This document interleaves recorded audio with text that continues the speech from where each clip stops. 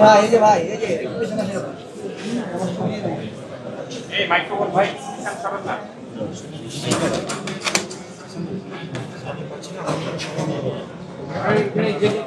এখানে বসে 5 minute 2-4 minute যে কোনো কমিশনে এখানে বসে দেখো বলে রাখা ভিতরে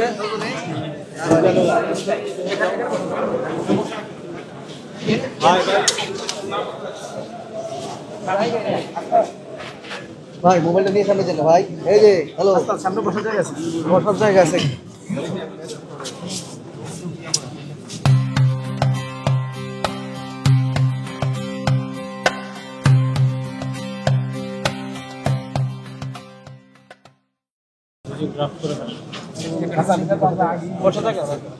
অভিযোগের জন্য তো কাগজ লাগবে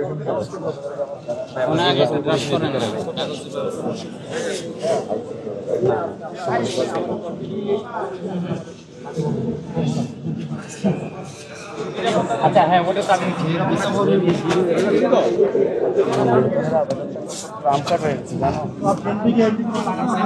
20 তারিখের পরে আবেদন 10 তারিখের পরে আবেদন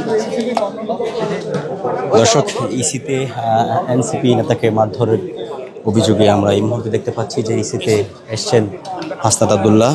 আমরা যেমনটা জেনেছি যে তিনি বলেছেন যে রুমিন ফারহানার নেতৃত্বে এনসিপি নেতাকে মারধর করা হয়েছে, সেই অভিযোগে এই মুহূর্তে ইসিতে এলেন হাসনাত আব্দুল্লাহ।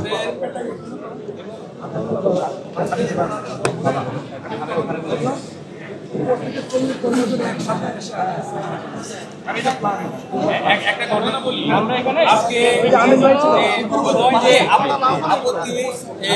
আতাউল্লাহ আমরা কিন্তু যৌথ স্বাক্ষরে একটা আপত্তিনামা জমা দিয়েছিলাম।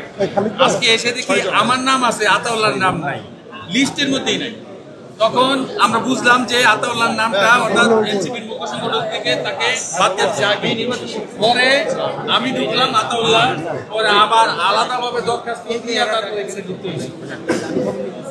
এই বিমানটা সরল আমরা দেখছি যে বিএনপির যে এমপি ক্যান্ডিডেট তার কোনো আবেদন নাই, কিছু নাই, সে আইন শৃঙ্খলা বাহিনী সহযোগিতা জানাইছে এবং নির্বাচন সংশোধনের কাজ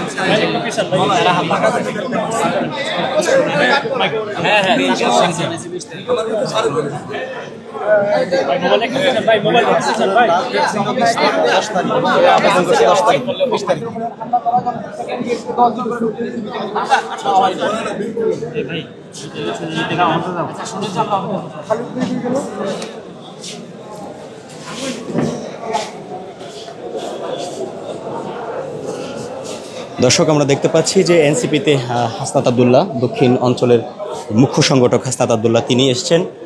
এনসিপি নেতা আতাউরকে মারধরের অভিযোগ, এমন অভিযোগে তিনি ইসিতে এই মুহূর্তে আমরা হাসনাত আব্দুল্লাহকে দেখতে পাচ্ছি। তিনি সংবাদ সম্মেলনে রুমিন ফারহানার নেতৃত্বে এনসিপি নেতাকে মারধর করা হয়েছে সেই অভিযোগ তিনি করেছেন। আমরা এই মুহূর্তে দেখতে পাচ্ছি যে ইসিতে বাড়তি নিরাপত্তা ব্যবস্থা জোরদার করা হয়েছে। হাসনাত আব্দুল্লাহ যিনি এনসিপির দক্ষিণাঞ্চলের মুখ্য সংগঠক তিনি এসছেন, সংবাদ সম্মেলন করেছেন।